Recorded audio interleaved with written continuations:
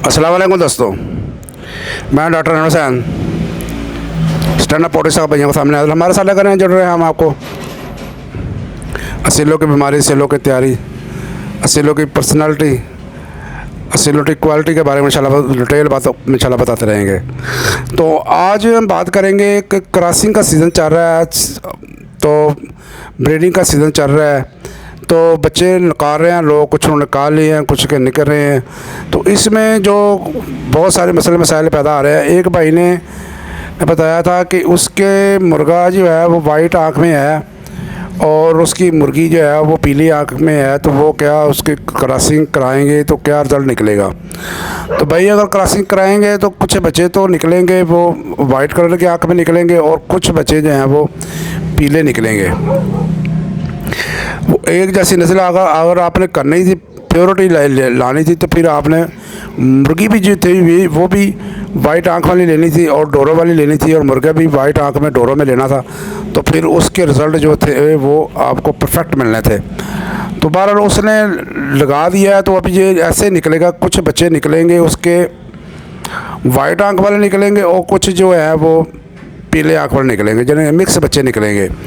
तो वो करें आप, अगर इस तरह का मसला इशू है आपके पास, तो फिर जो बच्चे निकले उन बच्चों में से जो वाइट आँख वाली मादियाँ वो साइड पे निकाल लें, उसको दोबारा उस मुर्गे के साथ क्रॉस कराएं, तो फिर उसकी प्योरिटी निकल आएगी। तो ये इन ब्रीडिंग इसको बोलते हैं। इन ब्रीडिंग अंदर अक्सर इशू पैदा होते हैं कि बच्चों के कद जो होते हैं वो छोटे रह जाते हैं और बीमारियां भी बहुत ज़्यादा ज़ोर करती हैं, और भी मसले मसाइल पैदा होते हैं। बच्चों को कद जो है वो ख़ास करके अमरोह और रसानी जो नस्ल है वो उनके कद जो होते हैं वो छोटे रह जाते हैं अगर आप इन ब्रीडिंग ज़्यादा कराते हैं। तो इसका हल ये है कि आप जो पहले क्लच के बच्चे निकले हैं, यानी पहली जोल के जो बच्चे निकले होते हैं उनको बैल भाई को क्रॉस ना कराएं। दूसरी जोल के जो बच्चे निकलते हैं उनको दूसरी जोल के बच्चों को पहली जोल वाले बच्चों के साथ क्रॉसिंग कराएंगे, तो ये कद वाला मसला जो काफ़ी हद तक ठीक हो जाए, लेकिन कम होगा कद, लेकिन उतना ज़्यादा नहीं होगा। इस तरह प्रोसीजर करने से बेहतर रिजल्ट निकले। हाँ, कुछ मेडिसिन भी हैं, मैंने ट्रीटमेंट मैंने किया, एक्सपेरिमेंट किया, वो भी इन ब्रीडिंग के जो मसले बताते हैं या मरूसी बीमारी आती है उनको कवर करती है। मैं आपको किसी और वीडियो में बताऊंगा, क्योंकि वीडियो जो है वो लंबी हो जानी है। तो बहरहाल कोशिश किया करें कि ये जो एक कलर की जो मुर्गी होती है, आँख उसकी अगर वाइट है, नली भी नोक और नली नोक वाइट हो, तो वो मुर्गा जो होता है अच्छी प्योरिटी में आता है। और डोरे उसके जो होते हैं वो आँख के डोरे होने चाहिए वाइट कलर के अंदर, आँख वाइट आँख का डोरे अंदर होने चाहिए, सुर्ख डोरे। और ब्रीक डोरे जितने होंगे वो अच्छी क्वालिटी का मुर्गा, अगर जितने उसके डोरे मोटे होंगे वो इतना यानी कि अच्छा मुर्गा नहीं होगा, वो यानी कि उसकी क्वालिटी लो क्वालिटी वाला मुर्गा होगा जो मोटे डोरे वाला होगा।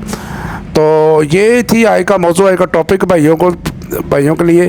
तो उम्मीद है इंशाल्लाह इस छोटी सी बात को, क्योंकि ब्रीडिंग का सीज़न चल रहा है, तो मैंने मुनासिब सजा का वीडियो बनाकर भाइयों को क्लियर कर दो। मैं इंशाल्लाह इन ब्रीडिंग पर बताऊंगा कौन सी मेडिसिन होती हैं जो कद बढ़ाने में मदद देती हैं और बच्चे भी नहीं आपके मरेंगे इन ज़्यादा इन ब्रीडिंग कराने से। क्योंकि जो शिकारी होती है, शौकीन होते हैं, वो प्योरिटी निकालने के लिए इन ब्रीडिंग बहुत ज़्यादा करते हैं और उसकी वजह से बच्चों के कद रुक जाते हैं और बीमारियाँ बहुत ज़्यादा अटैक करती हैं। तो बहरहाल कोशिश किया करें कि दूसरी जो अगर आपको एक मुर्गा है वाइट आँख में और डोरों वाला, तो मुर्गी बाहर से लेकर उसके नस्ल को चलाएं तो बेहतर रिजल्ट मिलेंगे।